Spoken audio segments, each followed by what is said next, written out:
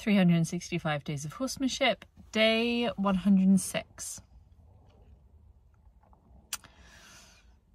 Had a really rough personal day today, and combined with my really rough work day yesterday. And I was kind of frustrated because, and I'm sure this is something that probably is quite relatable, even though I think when you're going through it, you can feel very alone in it. But like, for me, like when my mental health is bad, it's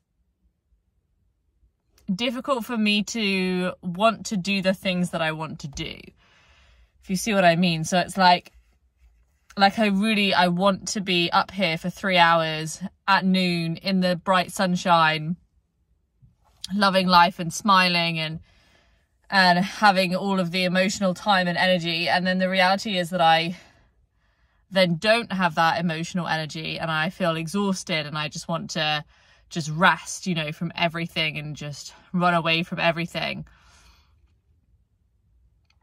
And then I sort of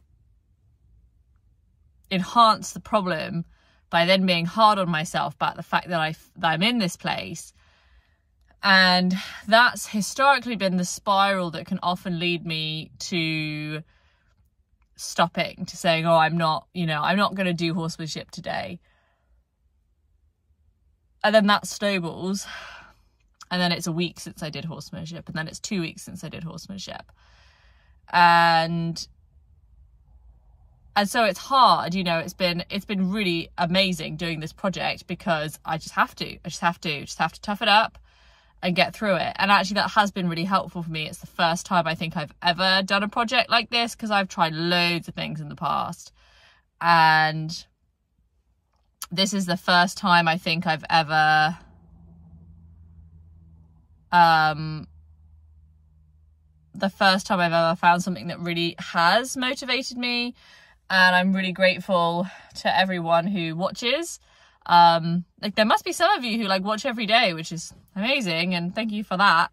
And I'm really grateful, because it just really helps me keep going today. And actually, I did have quite a good session. It wasn't the, you know, super chronologically long session that I hoped it would be, but I think I also, you know, I also really need to remember that when I started this project, no one was watching, and this was just me saying, no matter what happens, I am going to come here every day and do my horsemanship. Like, no expectations, no pressure, no, I have to do this or I have to do that. The only thing I have to do to be okay and to reward myself is to turn up. And I think somewhere along the way recently, I sort of lost that. And I think I'm sort of, I came back round to it a little bit today. And I think it's about really living in the moment and enjoying the journey. And I think it's like the difference between excitement and peace. And it's like when something new happens, when you get something you never had before, when you make progress, you get excitement. And then when nothing happens, you can't have excitement about that nothing continuously. At some point, that excitement ebbs away. And then what you're left with is the foundation underneath that carries you through. And that foundation needs to be peace, peace with the way that things are, and an enjoyment of things just being. And definitely today was a lesson in kind of appreciating where things are. So I came up, and I actually came to Mia first. I had seen somebody else yesterday call Mia for food, and she came straight away, and I wanted to know if she would come if I called her. And she did, and she came like cantering over, and I thought, wow. And I know that it was partially because of the food, but it felt good. And she came over and we had a little scratch, and I put the halter on. I had the halter with me, and so I just put the halter on, took it off again, played a little bit with some yield points, just looking for some good feeling. And then she stopped in a freeze, looking out and thinking. And so I stopped with her, and we were there for quite some time. And it was quite nice because she was there just thinking about whatever she was thinking about. And I was there thinking about all my personal stuff, trying to get my mind in order and trying to kind of get to a place of meditation where I didn't have all these thoughts going on in my head.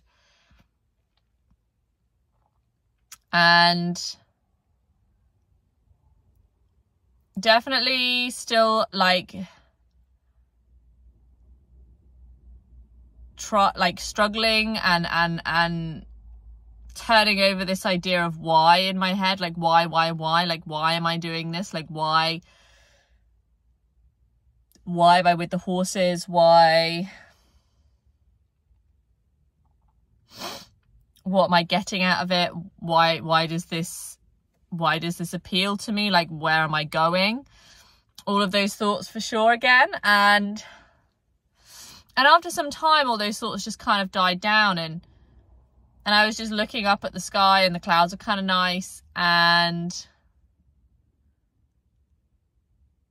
I had a couple of moments of peace where I just felt that it was just nice that this is where we are, and that we're here, and that that's okay, and I don't need to answer to anybody for that, you know. I chose deliberately actually to come in the dark today. It's been a while since I've been up here in the dark, and sometimes I think it's really good for me, because I think when it's like the daytime or when it's the sunset kind of time, like if I'm in a good mental place, it's like I want the sun, so I can see everything better. But in the dark, it's actually, I find it can be quite good for my field, because I have to concentrate more, like my other senses are working more, and that helps me be like, excuse me, less easily distracted, because like my ears are working harder and I'm like focusing more on my feel and things like that. And so I quite enjoy it. And I think there's also this level of like, once the sun's gone down, then I feel like I have time somehow. Like I feel like I'm not in a rush anymore, because it's nighttime now. We're already at nighttime. And so that's it now. There's loads of time before the morning, and all of its tasks. And so there is something quite comforting about it for me in that way. It's definitely something, me being here in the dark is something that evolved initially out of Lawrence when he was younger, needing to give him quite a lot of feeds one year in the winter time. He was really struggling, and so I would be coming up at like sort of 7 or 8 p.m. in the winter where it was obviously dark. And then I started my job, and you know, I'm working shifts, and so sometimes, you know, the only time I have is at some strange time of the day. Excuse me. My goodness, I apologize. Is at some strange time of the day when it's also dark. And I mean, you know, disclaimer, you always need to feel safe and be safe. Don't be going places on your own in the dark if you don't feel safe. You know, I'm a grown adult, and, you know, I have the capacity to make my own choices, for better or worse. And I do feel safe here. But obviously, disclaimer is, don't do dangerous things, kids and adults. But I feel that there's something about it for me that just was really helpful today, just to take that time pressure away. And I think I've been focusing so much on what I don't have, because that's the thing, like when you make goals, you inherently acknowledge what you don't have now. Like, oh, I want to be there. Well, in order to be there, I have to not be there already, which means here there's something missing from where I am now. And that's okay if you're constantly trying to create this excitement, you know, if you're constantly trying to progress. But it does kind of leave a hole behind for peace and enjoyment of where you are now. And And I was sort of standing there with Mia, and I did have those moments where I felt, oh, I'm at peace. This feels peaceful. This feels good, which is exactly what I needed after my long day. I went to Lawrence, and it was the same kind of feeling. He came up to me. There was a lot of movement in the herd today, and so I was kind of walking around with him quite a bit, and he was kind of coming in and out of being interested in me and then being interested in the grass, and I would kind of move away, or I would go to the yields, and then someone would push him, and that would be kind of an opportunity for him to have changed focus, and the moment changed, and it was all kind of very just light and just not too much pressure or like focus on any particular outcome. And I showed him the halter a couple of times, and he touched that with his nose, and then I did something nice afterwards, like some massaging or some itching.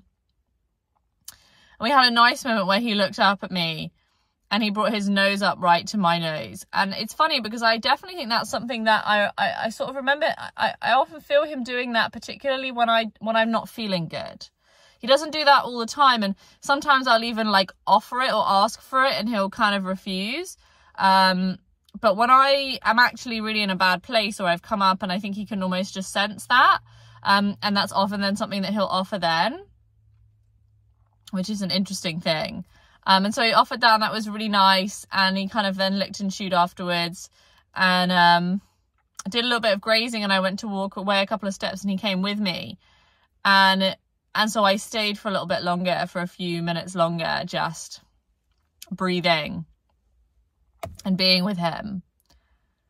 And yeah, and then a few minutes later, I felt that I came around to this thought, this process of realizing that I need to work on coming to peace with where we are now, and actually coming to peace maybe with the plateau.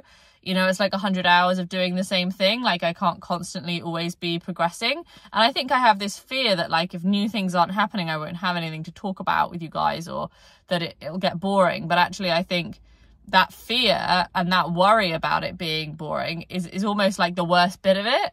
And actually, if I just come up with joy and happiness that I have what I have now, then I think I probably will make those progressions faster, because I'm no longer going to be pressuring, because I have this, it's almost like an addiction feeling. You know, they talk about an addiction being like filling this hole, and then the more addicted you become, the bigger the hole gets.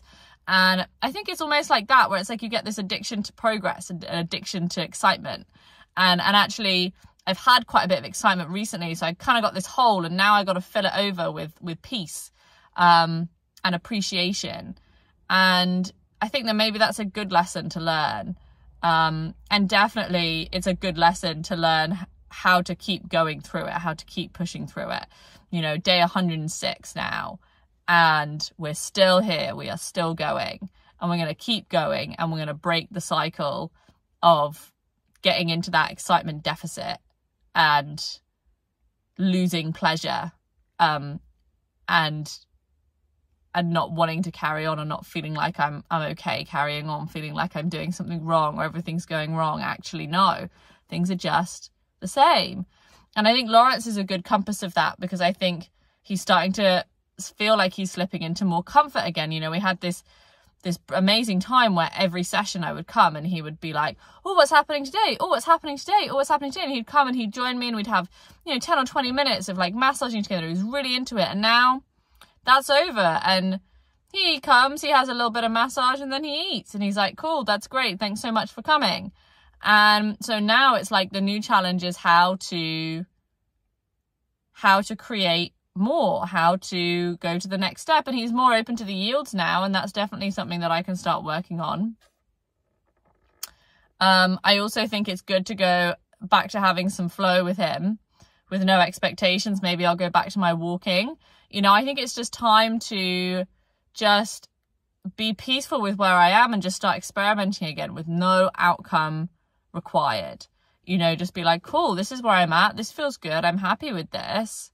When I'm in that moment when he's eating and I'm going, I want a little more, try and make it. If I make it, that's great. And if I don't, well, that's okay too. And just kind of come back around to the beginning of the cycle, the next sort of loop of the slinky, Yeah, I feel it was good. It's an amazing magic that they have, really, that I was so low before coming here. And even though it was hard getting out, it was hard standing up and being with them. I feel better now. And that is pretty magical, really. That's pretty magical.